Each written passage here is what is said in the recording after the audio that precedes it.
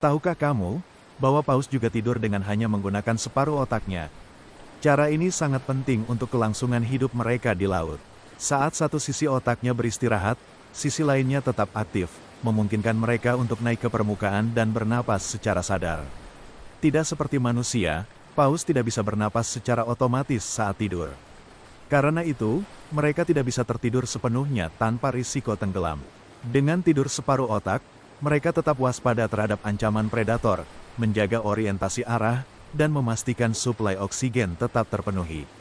Tidur ini dilakukan sambil mengambang di dekat permukaan, atau perlahan berenang dalam pola yang tenang. Inilah salah satu bentuk adaptasi luar biasa makhluk laut raksasa ini.